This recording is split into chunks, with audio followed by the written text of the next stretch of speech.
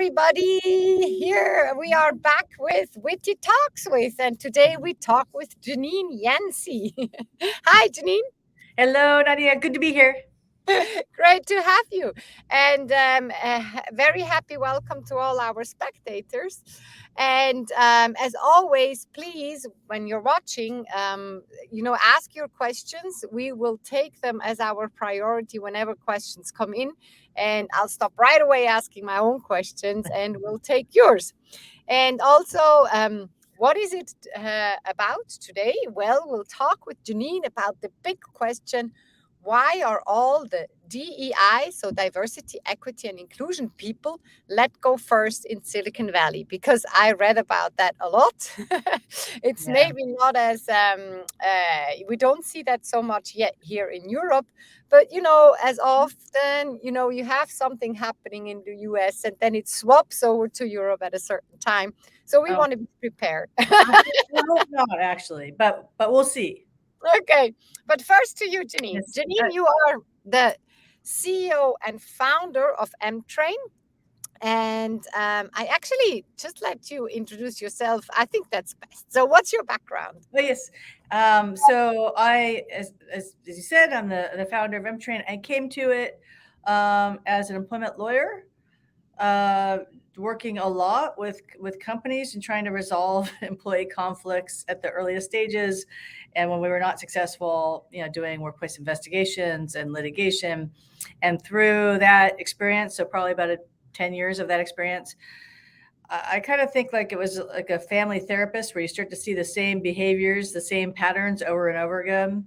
And I saw that, and I saw that there were certain behaviors or what we at Emtrain call skills, that when you saw those behaviors, you could pretty much guess what the employee conflict was going to be. And that was really the motivation for me to start Emtrain, which is an e-learning company focusing on respect, equity, and inclusion, but really looking at these topics as skills to practice and develop, not just rules to memorize. And we're actually pulsing those skills within content so that we can see, how strong people's skills are, or those skills that need development. So this is a topic that's kind of, central to me and to all of us at Emtrain. Cool. And where are you based with Emtrain? Because naturally, our spectators are from all over the world. Where can we locate you? Yeah, so we're headquartered in San Francisco. Okay. So you must know a lot about Silicon Valley, which we're going to talk about. And a lot of our clients are tech companies and internet companies in Silicon Valley, and this is in real time that we're talking about D&I professionals that were part of the layoffs. Okay, yeah, that's great, or it's not great, but interesting to talk Yeah. about. But just because you were saying that there were always more or less the same behavior, can you explain this a little bit in more detail? Actually, I mean, what are the kind of behaviors that we see will cause toxic environments where, harassment or even discrimination against people of color or against women are happening? So and you can see it on our website, we have a framework of 16 skills, right? So 4 skills for respect, 4 skills for inclusion, 4 skills for ethics, and 4 skills for belonging. For our conversation today, really the skills on respect and inclusion are the main ones. And so those are things like, as an individual, can you manage your own biases? Like, how good are you at that? As coworkers, how strong are you at connecting with people from different cultures? As a manager or people leader, how strong are you at using your management power in a really intentional, thoughtful way? Because when you're reactive and you're just barking out orders, that causes friction and conflict. On the inclusion side, it's leading with curiosity, it's valuing differences, it's empathy, it's thinking systematically. So it's skills like that. And when we see a lack of those skills, so for example, go back to, my prior experiences as an employment litigator, trial lawyer, I would say, Nadia, 90% of the conflicts started from either in-group, out-group dynamics. So that would be coworkers that come from different life experiences, different cultures, having some friction, right? 'Cause Yeah. they just don't understand each other. Or managers that may be well-intentioned, but they say or do things that just create conflict, and they're just kind of oblivious. So that's that managing power. So that's Hmm. managing, interculturalism and managing power. Things like that will create conflict. And then let me just add, and this is, something that Emtrain is trying to recommend to everyone and get out there. We did research last year that shows that if you strengthen your inclusion muscle, so Hmm. people from very different generations, different life experiences, different cultures, having the skill to be patient and understand each other better, you'll have less employee conflict, and less employee conflict turns into less claims, right? Yeah. Which is money. Yeah, absolutely. I mean, it is costly in the end, right? If Yes. you don't take care of that. And I think that's often the part that's being forgotten about diversity, equity, and inclusion is, often we say, yeah, there needs to be the diversity in a company because we know from studies and so forth that these companies are more innovative. So that's kind of the positive advantage. But what we often forget about is if you don't do anything about it, and there's also a high risk that it's going to cost you a lot from claims, from Always. lawsuits, and what? Yeah, And I exactly. think I think people forget to connect those dots. And Hmm. in an economy like what we're in right now, where the economy is contracting, not expanding, it's time to think about, how to cut costs, right? Hmm. And there's definitely a strategy for DE&I professionals and leaders to talk about cutting costs, as opposed to, when the economy was booming and expanding, it was all about let's be our best selves. Um, let's kind of build the society and the future that we want. That's a great message for when the economy is booming. That doesn't work, frankly, when the economy is shrinking. Yeah, absolutely. There's other worries, and you kind of have to concentrate on your core. But the Yes. core is also not to run into any kind of these risks, right? Yeah. Hey, so I mean, you've been around a very long time in the diversity, equity, inclusion space, even when it wasn't called that way yet. Right. Right. Exactly. and I mean, how do you see it? What's the development since when you started in the harassment claims and so forth? How did companies come along with that whole subject of D&I? So, I mean, it's been evolving for decades. I think it started, in the 70s. Um, in terms of the corporate, businesses.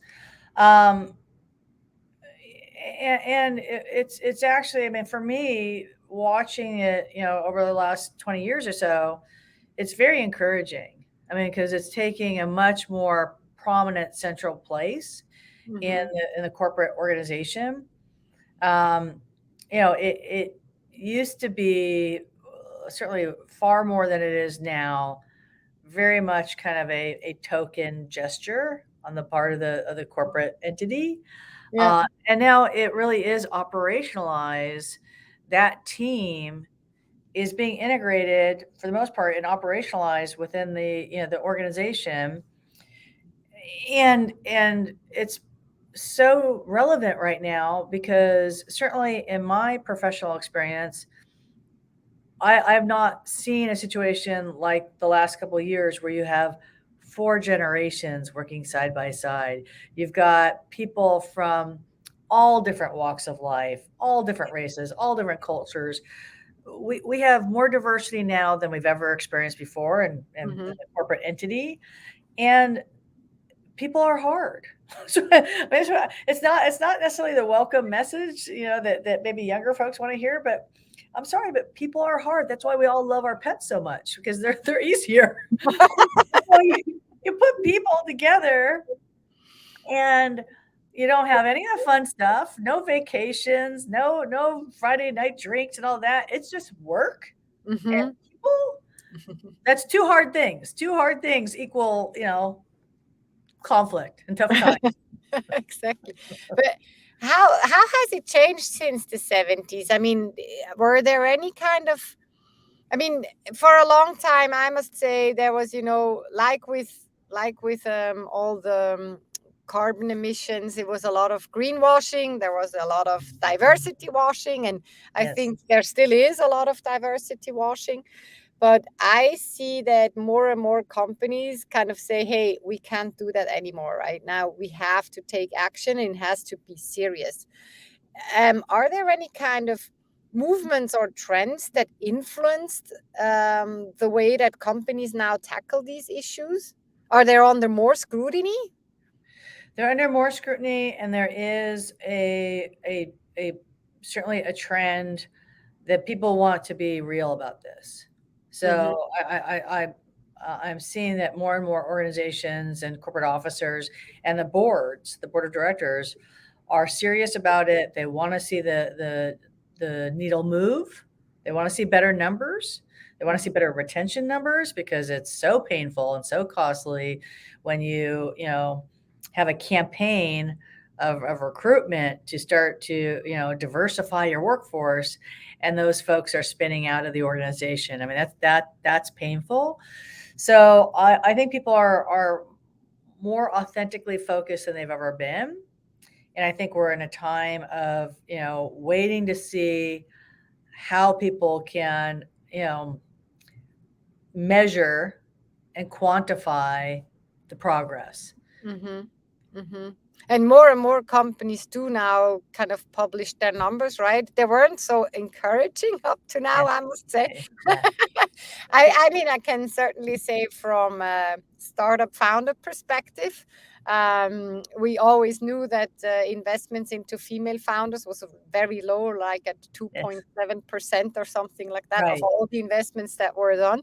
And now, over the last few years, even though the subject came up a lot with VCs, this has even gone down. So sometimes I'm like, maybe, when you fight for it, it even gets worse. But I guess it's just the first shock. Yeah, it's like anything, one step forward, two steps back. But I think and this is here to say, I mean, the environmental social governance, the ESG standards that are global, um, that is focusing everyone's attention at the board level and at the investor level of, all right, what are we doing about the environment? What are we doing about corporate governance? And here in the United States, our government entities, the Securities and Exchange Commission and the Department of Justice, they're looking for annual disclosures from public companies on their social metrics, and they've even in their notes said that companies are welcome to post their Glassdoor ratings, which there's not a lot of science behind Glassdoor ratings, but that just shows you how receptive they are. They want to see measurements. Yeah, absolutely.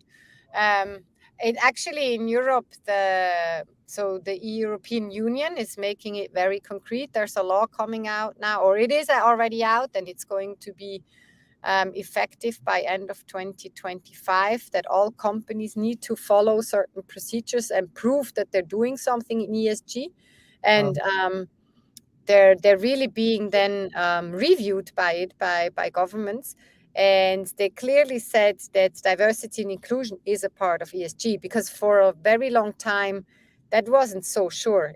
Whenever they were talking about ESG, it was logically environmental, and then societal was maybe investing in some NGOs or something, or giving some money to NGOs. And G was like making sure that the president of the board is not the same as the CEO and so forth, right? yeah, But now the EU has really expanded that very much, and diversity, equity, inclusion is a part of the ESG criteria, and that yeah. law is going to make a big difference, because I think a lot of companies are not prepared to it at all.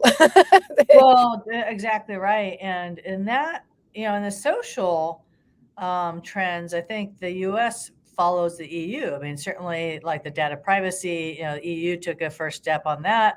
Yeah. And I'm obviously right here in California, so California doubled down on that. Like we'll match you that, and then we'll do some more. But for the DEI, kind of recommendations as part of ESG, it's here to stay, and it'll just evolve. Yeah, yeah, exactly. And the I mean, since you're from Silicon Valley, I want to ask you all these questions about the tech industry because Yeah. naturally we follow it from here. Startups in Europe always direct themselves or orient themselves according to Silicon Valley. And still, you read about it, but you never are in it, right? It's still Yeah. different.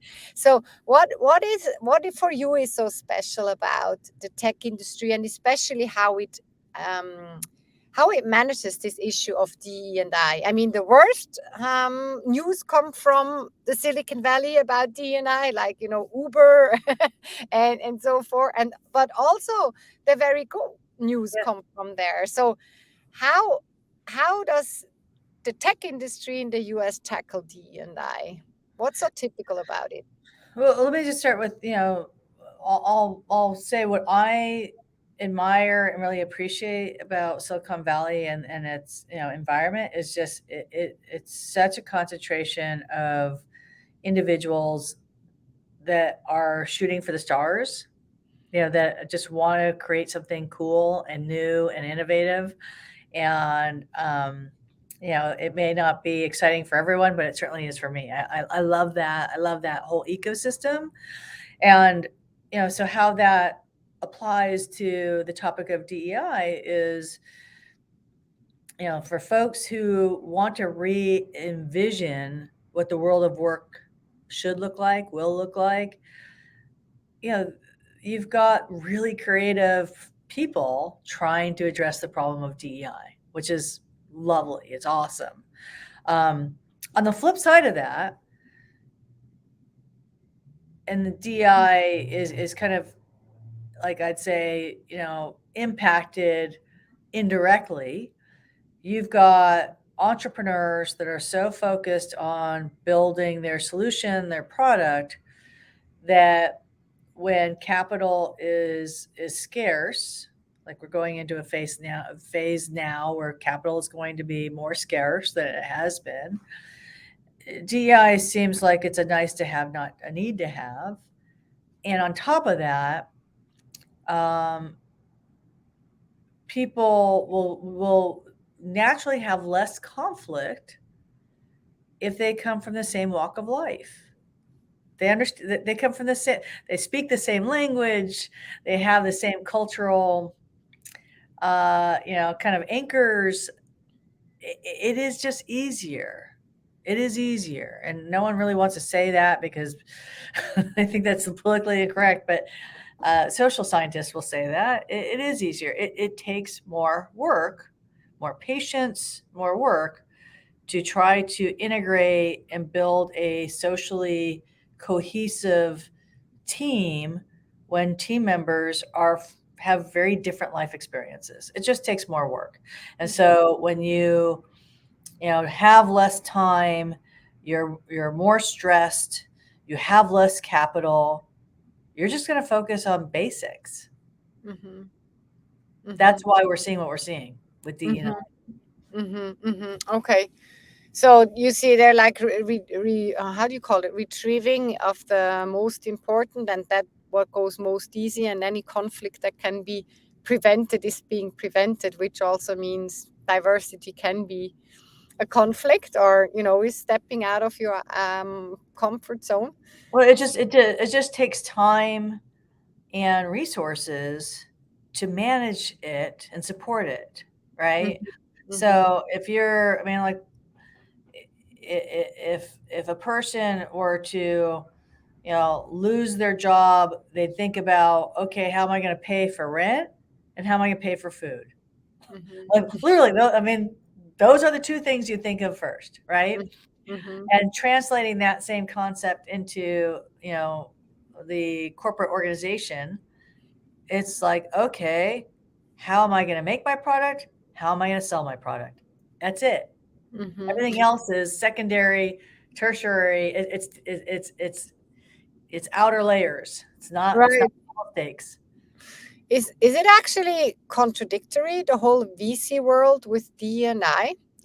I wonder because, I mean, in the VC world as well, I mean, it is being said, hey, we know that diverse teams, they perform better long term.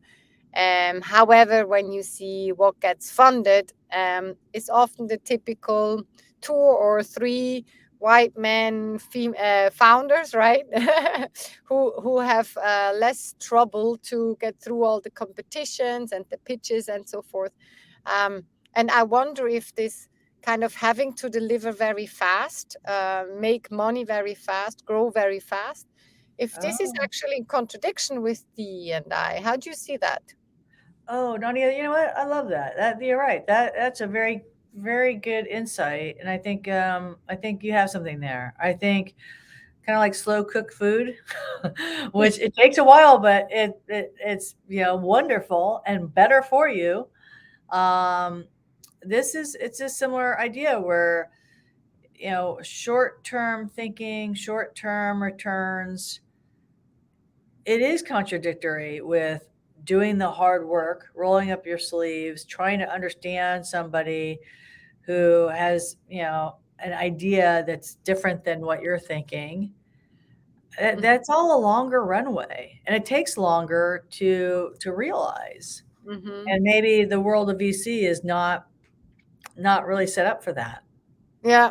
Yeah. Sometimes I really think it takes longer to finally be able to get the fruits of that work, right? And yeah, it's often not in conjunction with what VCs expect you because they're like, okay, in the next 2 years, you grow that much in order to go into the next Right. fundraising. Yeah. Okay.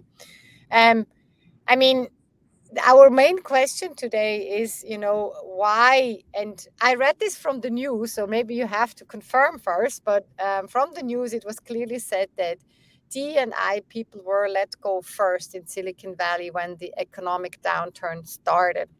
We're Is s- that, we're s- we're seeing it with our clients. yeah, okay, So okay. a lot So of our it's not stakeholders wrong. are reaching back out saying, "So sorry, we were let go." Okay. I mean, it's really sad, and Mhm. I don't know, my pity with everyone who Yes. has to now find something new. Um, why is that? I mean, after the George Floyd, how do you say, George Floyd upheaval and Murder, yes. all the, yeah, it was very clear that companies needed to worry about this more, and they built up D&I offices and started to invest into the field because suddenly it was so clear that it couldn't continue like that. And now the first economic downturn comes, and all is kind of, oh, forgot about it again. You know what happened? Why is it so easy to let go these D&I people? So I think it's two things. It's the first is what we were just talking about, which it doesn't seem like table stakes, right? Mhm. So in an economic downturn, and depending on the size of the organization, the CEO and the exec team is most focused on how do we make our solution and sell our solution. End of story. Everything else is a nice to have, and then they're going to trim those sales, trim those spending on that. Um, so that's number one. Number two is since George Floyd's murder in 2020. So here we are, 3 years later. Um, we have yet, as a society, figured out how to quantify and measure progress. So yes, we can report on stats that are like just counting head count. Yes, we have this number of people of color. We have this number of recruitment coming in, this number of people going out. But as a CEO, counting what's already there is not helpful.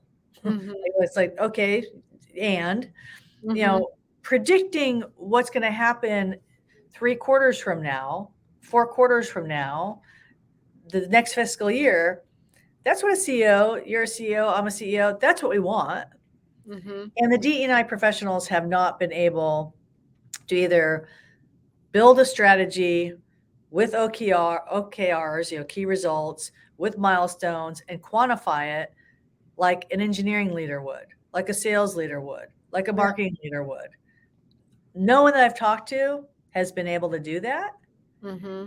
And I think that DEI leaders are having the same struggles that chief HR officers were having 10 years ago, where it's Mm-hmm. all this warm, fuzzy, well, Susie and Johnny aren't getting along. And CEOs don't want to hear that. They literally talk in a different language than what a CEO needs to hear. They don't understand the language of a business executive.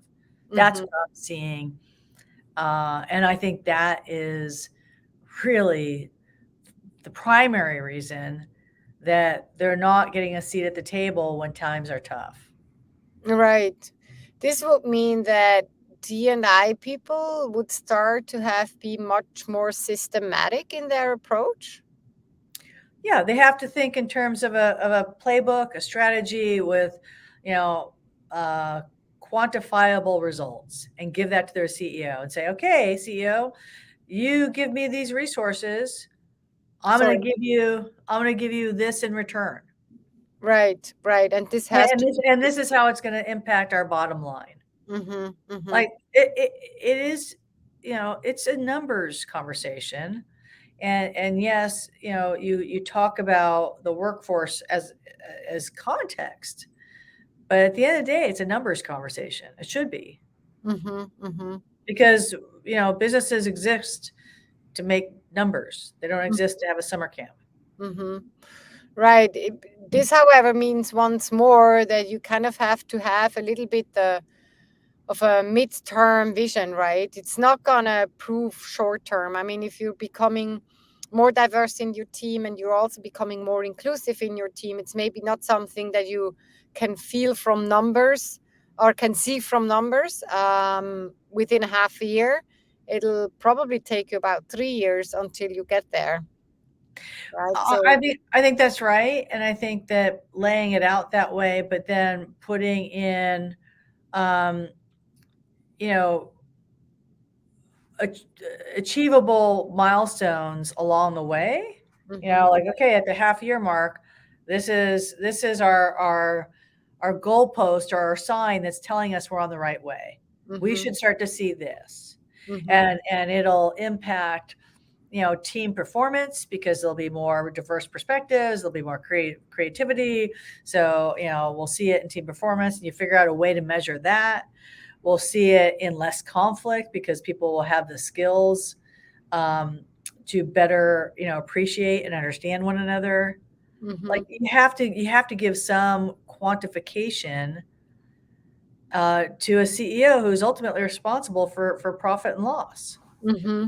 Yeah, right. Because as a CEO, I'll even talk here of myself, I also have to be able to, how do you say, justify it in front of the board, right? Yes. Why am I making these expenses for D&I? Or I can Yeah. also say, for example, we have an ethics board, so I have to kind of justify why are we investing into an ethics board. This has to have a tangible business result, because Right. otherwise it's not justified to make these expenses. Right. Yeah, yeah, Because you're ultimately investing, one way or another, you're investing other people's money. exactly. Yeah, So, okay, what are you doing with the money, and why? yeah, And I just think that up until now, diversity leaders, even at large public corporations, haven't figured out how to cross the chasm. That's what we'd say here in Silicon Valley, on how to have a business conversation in a way that a CEO can understand. right. Okay. Yeah, I guess it's often in many cases also the fact of the background. No, I mean many, at least what I see here in Europe, many D&I officers, they have a HR background. It was all about, it's mostly about recruiting. Like, Yeah, oh right, no, it's right. about more, it's about culture, it's about new work, it's you know, it's about communication.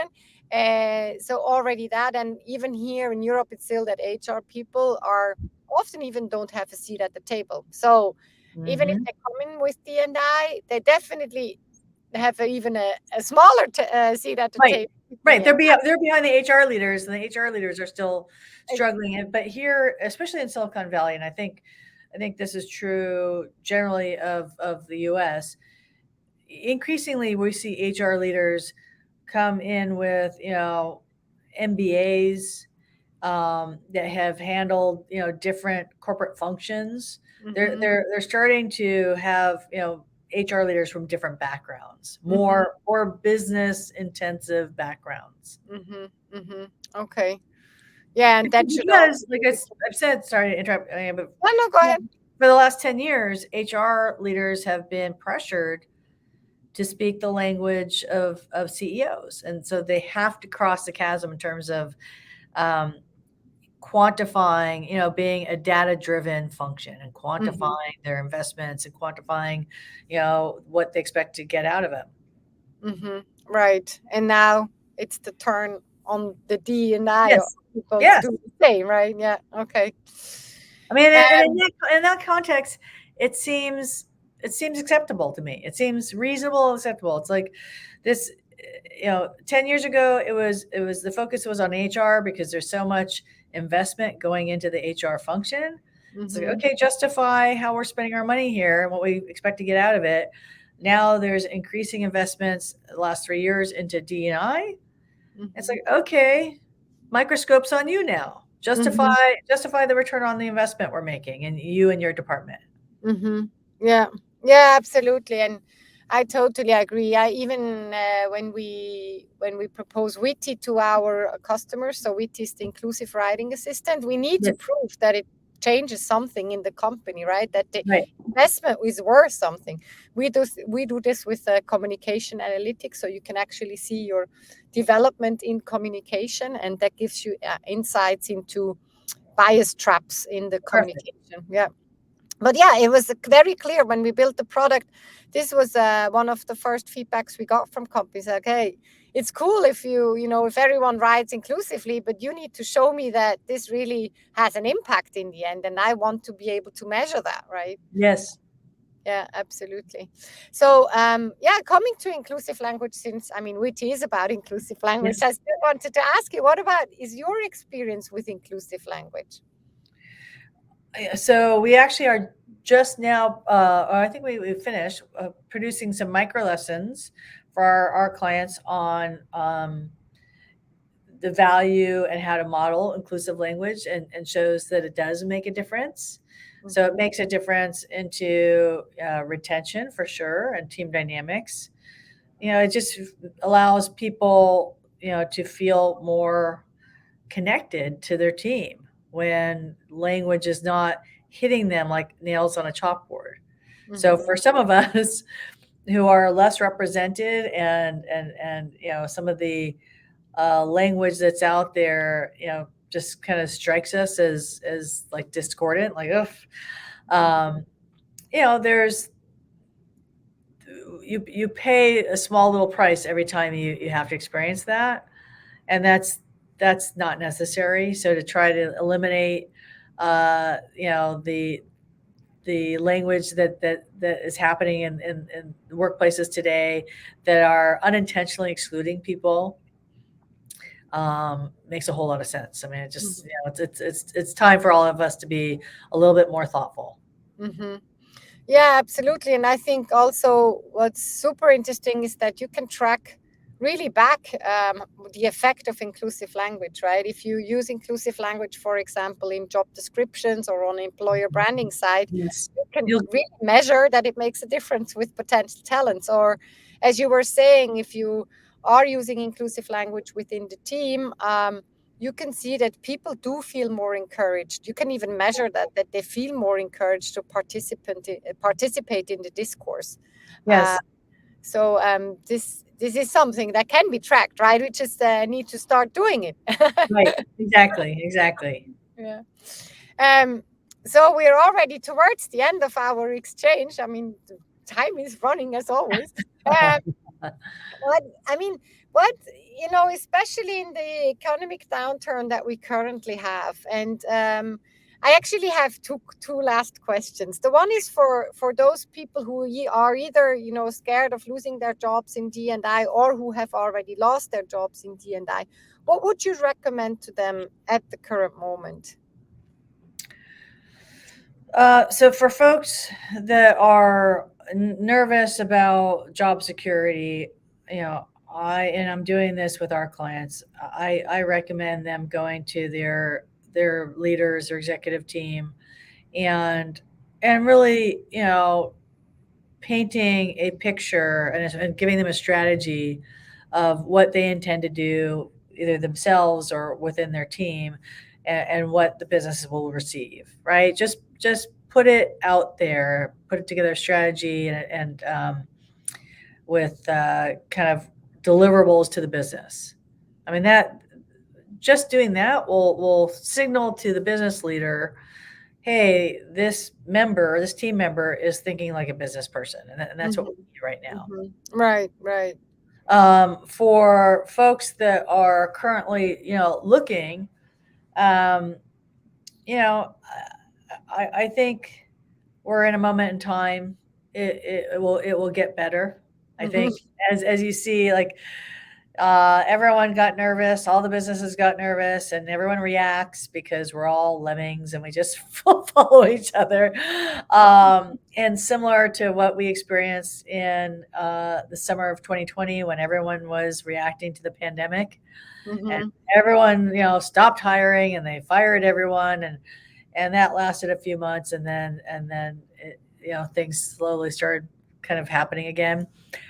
I think the same will be true of this year. I think we're probably in the eye of the storm right now. Hmm. Things will start to open up in another month or two.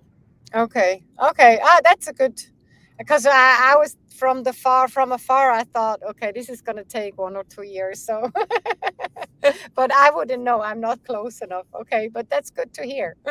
So Yeah, I don't, actually, kind of okay, hang in there, but also prepare yourself to become more business relevant, right? I yeah, think that's really important. What you said is if you still have a job as a DNI, go to the executives and really think business wise, what can I do now in my position to make it easier for the company, right? right. Yeah, yeah. So and my really last question is, okay, companies who cannot afford at the moment or who didn't have yet any D&I initiative or anything like that. Now, in the current situation, in an economic downturn, is there still something they can do for D&I? What would you recommend? So I think sponsoring and inviting employee resource groups is a great way just to mobilize your employee base and Mm-hmm. have it be a grassroots effort. So it doesn't always have to be a top down corporate driven effort. You could have it bottom up. Mm-hmm. And certainly I'd lean on the HR team to at least give some best practices and some goals, and then share those with various employee resource groups. Right. Yeah. Because currently, I assume that in Silicon Valley, the recruiters don't have too much to do at the moment, or how is it? Would they have Uh, some spare time to help? yeah, I think so. I think so. I mean, I think there's not a whole lot of hiring going on. I Hmm. mean, we have a couple open roles, and we were kind of shocked in a nice way at the number of interested candidates. Is like, oh boy, haven't seen this before. So yeah, I think there's not a whole lot going on right now. But as I said, I think that will change. I don't think that's going to take that long for it to change.